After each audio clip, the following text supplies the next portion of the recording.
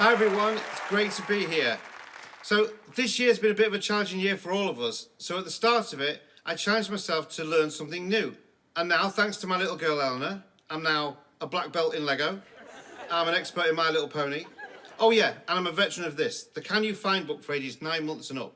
Let me show you how it works. So basically, the child turns to any page, they look at the main item on top, and have to point to the matching item below. And this is the same for every page in the book. It's not exactly the Da Vinci Code. Now, I played this game with my little girl so much, I know this book inside out. For example, there are 28 pages, each one has a different main image. Below that, 9 other images, one of which is the main item, the other 8 are different pictures from out the book. It's probably the most innocent book in the world. So, of course, when my little girl didn't need it anymore, I kept it. I made it into a mentalism trick. So basically it comes down to this. 2 of the biggest names in magic versus a book for 1-year-olds. So, I know you guys like to break a few rules of magic, so I'm going to break one too, because I'm going to know you're going to need some help busting this trick. So, the first rule, never let them examine the props.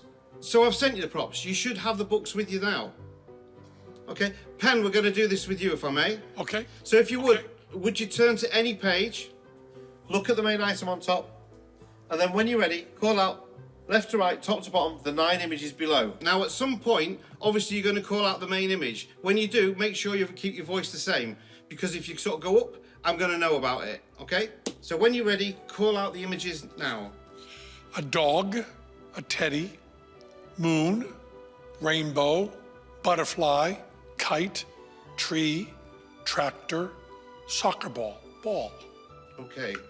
What image did you go for? Tractor. And tractor was what I went for as well. Beautiful. Fantastic. So, rule breaking number 2.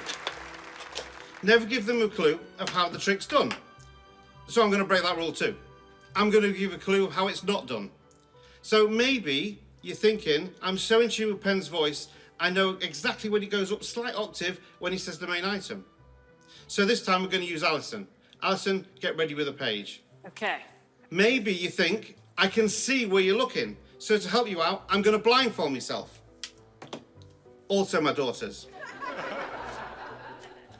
Okay, so Alyson, the other thing that people often think with this is maybe the order that you call them out in gives me a clue of what the item is. So call them out in any order you like, the 9 images below. And when you're ready, go for it. Okay. Telephone, chair, clock, key, umbrella, tractor, butterfly, house, pencil. Okay, I'm going to take this off just so I can see what I'm drawing. And I'm going to go. Now, to explain what I'm doing here, basically what I have to do for this is I have to mentally picture every single image in my mind and play like a game of mental bingo, ticking off the images as you call them until I'm left with one image. This image. So what image did you go for? Butterfly. And butterfly is what I got as well. Excellent. So, rule breaking number 3, the last one. Never do a trick more than once. Well, I've already done it twice, so let's do it again. This time would you use you, Teller. So I'm not going to use the blindfold for this. So Teller, if you would, choose a page.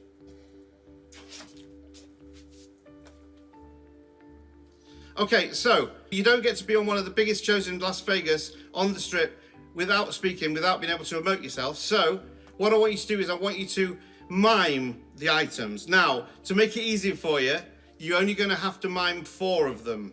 Okay, obviously one of them has to be the main item. The other 3 can be any of the other items on there.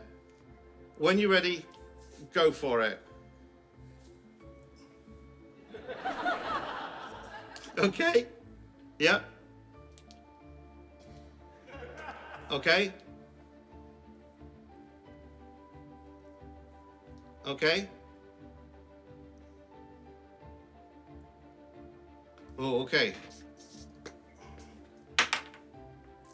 Teller, if you would you show everybody what it is you went for? The dog? So the question is, did I fool you? I went for the dog too. Oh. Thank you very much. Wow, John Morton! Woo. That was fantastic. If you can Thank fool you. them with a kid's book, I mean, what can't you do? Exactly. I mean, it is literally just a kid's book, and my little girl still loves it to this day. Yeah, you've said that you don't care much about being a star. I'm just as happy if somebody else is creating the wonder as much as if I am. I really am. It's all about how the audience feel at the end of it. It's not about who's presenting it. Creating that moment of wonder, that's what's important to me. I have actually had one of my tricks already on Fool Us, presented by another magician. Okay, John, well, let's see if your childish magic has earned you a grown-up trophy. We can only hope. All right, boys. John, it's a good trick. Thank you. It's a really good trick. Really nice style. Really good all the way through, really entertaining. You made Teller do stupid mime, humiliate himself. I enjoyed that very much. This is not your child's book, you lying rat bastard. There's no author on it, there's no publisher. You made this book. You made this book special. Let me tell you something else. We know it's a code, but everybody watching this show knows it's a code. Seems like we should figure out the code. Now, this will take us like 2 weeks to learn this code, right? To perform this, you had to memorize. What do you mean? No. How long does it take you to learn this code? About 30 seconds, I could teach you it. Well, 30 seconds is time enough to learn this trick, and in 30 seconds, I can tell you that you fooled us. You now have 20 seconds left. Brilliant! 30 seconds? 30 seconds. Yay! Fantastic. My little girl will be so proud. Great book. Give it up for John Morton! Thank you very much. My name's John Morton, and I live in a small fishing town on the east coast of England. I love performing, but I've no real desire to be a star. When I was little, money was tight, and my dad would make toys for me. And eventually, I ended up making the toys for myself.